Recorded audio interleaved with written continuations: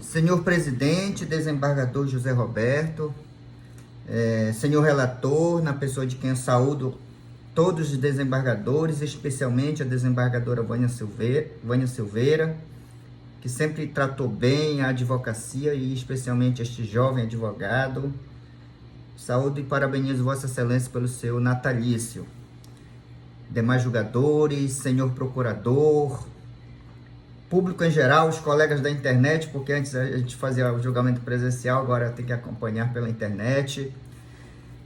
Este é um caso muito interessante, um caso muito delicado, mas um caso que ao mesmo tempo que ele é delicado, ele é um caso pacificado nas cortes superiores. É um dos HCs mais extensos que eu fiz, apesar de tentar ser objetivo. Tanto que eu batizei de Mega HC, porque ele trata de 6 questões de ilicitude de prova e 2 de cerceamento de defesa. O fato é, senhores desembargadores, que o paciente foi denunciado juntamente com outras 18 pessoas, especificamente em relação a ele, pelo crime de lavagem de dinheiro, perante o juízo da 2ª Vara Criminal de Castanhal. Hoje o processo encontra-se em crise de instância, por conta do conflito negativo de competência suscitado pelo juízo da Vara de Crime Organizado, a quem foi declinada a competência no curso do processo pelo juízo apontado como coator à época da impetração. Nesse contexto, o paciente sofre constrangimento ilegal decorrente da ilicitude das provas que embasam a denúncia e do cerceamento de defesa verificado no curso da ação penal. E em relação ao cerceamento de defesa, desde logo eu digo a Vossas Excelências que, ao contrário do parecer do Ministério Público, não há reiteração de pedidos em relação a isso. Porque no HC que ele menciona, eu trato o cerceamento de defesa, porque o juiz não analisou o conteúdo da resposta à acusação. E aqui o cerceamento vai ser por outro motivo, vai ser porque eu não tive acesso às provas. São motivos diferentes. Mas vamos discutir com Vossas Excelências, resumidamente, no que me é possível fazer nesses 15 minutos, porque o HC é grande, as questões que levam ao ilicitude da prova. São 6 questões, senhores desembargadores. Eu fiz didaticamente, exatamente para ficar compreensível para o próprio relator e para a própria corte. A primeira questão diz respeito à abordagem ilegal e a uma prisão ilegal de um cidadão chamado Elecleres Davis Moraes de Souza Júnior, no dia 1º de fevereiro de 2020, em Castanhal. O Elecleres estava na rua, desembargador Rômulo, e a polícia militar olhou para ele, ele teria tido uma conduta suspeita, tentando desviar moto, e a polícia suspeitou e abordou o Elecleres e o prendeu. Ao revistá-lo, a intuição dos policiais, o subjetivismo dos policiais, dizendo que ele estava em conduta suspeita, porque quando ele viu o carro da polícia ele desviou, abordaram na rua e encontraram com ele uma arma. Levaram-no e ele foi autuado por porte ilegal de arma e apreenderam o celular dele. Então, a primeira questão aqui de respeito, desembargadora Vânia Bittar, Vânia Silveira e demais julgadores, a abordagem legal do Elecleres baseado em conduta suspeita. Essa matéria ela é tão nova que ela dispensa que eu avance. O STJ tem decidido, inclusive monocraticamente, e aqui cito até um acórdão recente da lavra do desembargador convocado Olindo Menezes, no RHC 142588 do Paraná, e tantos outros julgados que Vossas Excelências têm conhecimento e acesso, que taxa de ilegal esse tipo de abordagem policial baseado na intuição da polícia. Então, a primeira questão, desembargador Rômulo e demais julgadores, é a ilicitude da abordagem de tudo que decorreu. Por quê? Porque essa abordagem, eles apreenderam o celular, o Elecleres pagou fiança na delegacia, eles ficaram com o celular e depois fizeram uma outra investigação que foi que resultou nesta operação da qual o paciente está integrando como um dos acusados. Então, a primeira questão é a ilicitude da prova decorrente. Que prova é essa, César? O conteúdo do celular do Elecleres. Eles ficaram com o celular, Elecleres pagou fiança e eles tiveram acesso ao celular. E aí, exatamente por conta disso, desse conteúdo do celular, que nós trazemos a segunda questão da ilicitude da prova. Primeira apreensão ilegal do celular. Eu não terei tempo de desenvolver essa tese, mas eu vou aprimorar em outras hipóteses. A pergunta é, toda prisão enseja apreensão de celular? O cara é acusado de homicídio no trânsito, um acidente, morreu alguém. Tem que apreender o celular dele? Não. Só tem que apreender o celular se for instrumento do crime, produto do crime, adquirido por proveito do crime, necessária prova da infração, constituir corpo de delito ou interessar a defesa à acusação. Então, não havendo essas hipóteses, não se pode apreender o celular. Então, o celular de Leclerc já foi apreendido ilegalmente, a desembargadora Vânia Bittar. Ele pagou a fiança, foi embora e ficaram com o celular. E aí vem a terceira questão. A terceira questão, exatamente, que é o acesso ao conteúdo do celular, o acesso ao conteúdo do celular antes da autorização judicial. Na verdade, eles já tinham acessado o celular quando apreenderam. E aí, desembargadora Vânia, desembargador Rômulo, o que acontece? Eles acessaram o celular antes.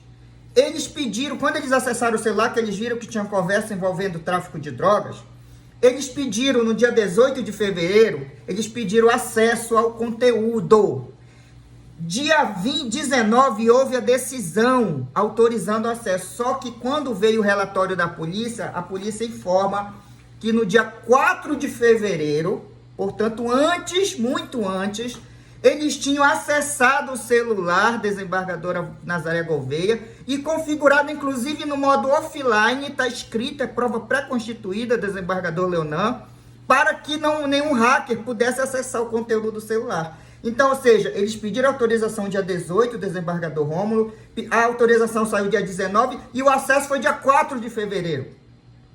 Ou seja, 15 dias antes eles registraram. Na verdade, o acesso foi no dia 1º de fevereiro. Só que eles registraram dia 4 de fevereiro, está com prova pré-constituída, a própria polícia registra que o celular foi mexido no dia 4 de fevereiro, portanto, antes da autorização judicial. E isso por si só invalida, vossas excelências sabem, invalida a prova. Inclusive eu me reporto a vossa excelência, desembargador Rômulo, que tem um HC emblemático da lavra de vossa excelência, que é o HC 080 9601 69 de 2019, em que vossa excelência diz exatamente isso.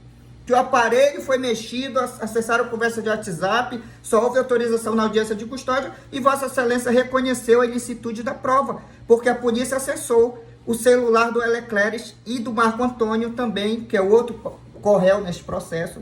Houve a matéria mesma idêntica, porque no dia 20 de junho, no dia 4 de junho de 2020 foi apreendido outro cidadão em Santa Maria e fizeram o mesmo procedimento, que foi o acesso ao celular do Marco Antônio. A polícia, quando ela teve acesso às informações, ela encaminhou para a DENARC e lá no ofício ela diz: ao analisar preliminarmente o celular, visualizamos conteúdo de conversa que possa interessar a investigação.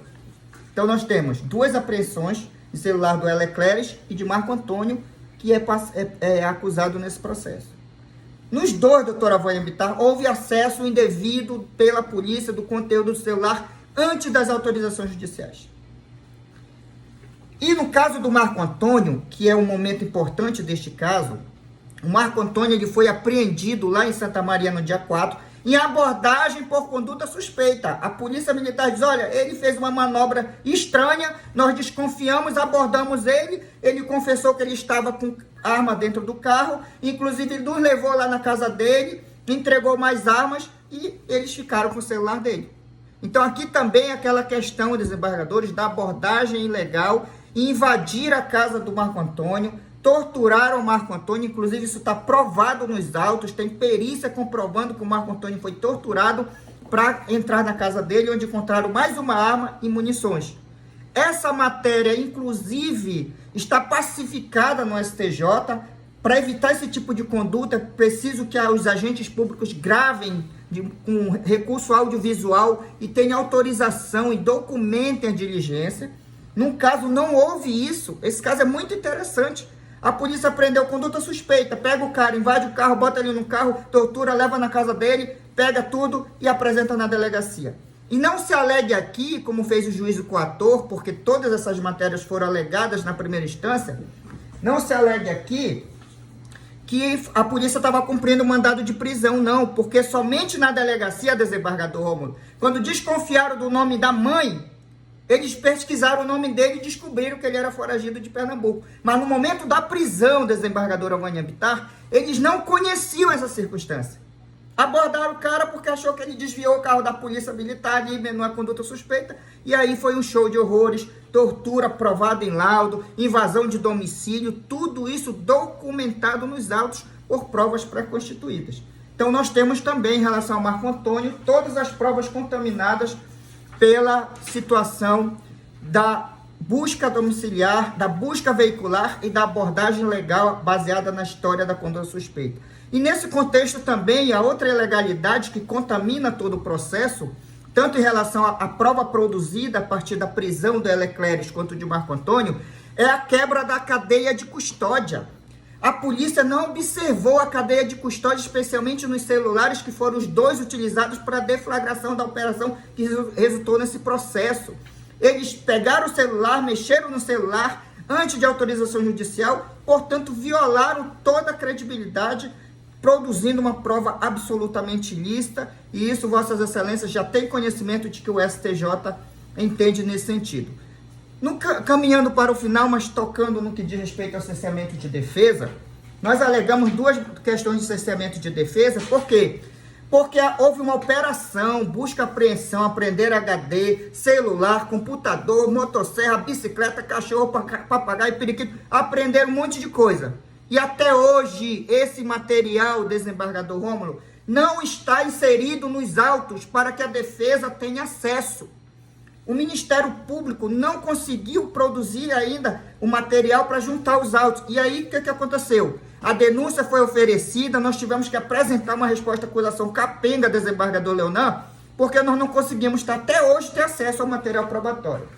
O STJ, inclusive, o STF, tem julgado dizendo que a defesa tem que ter acesso à prova para produzir desde a resposta à acusação.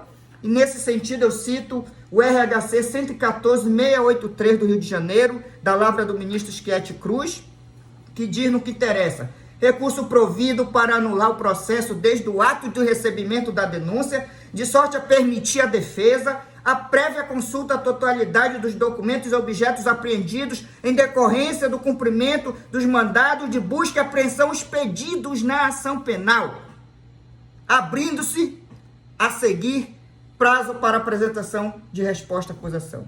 Então, desde o momento eu questionei, inclusive eu usei o direito constitucional de petição, desembargadora Vânia Bittar, para dizer, olha, está faltando anexar no PJE as provas.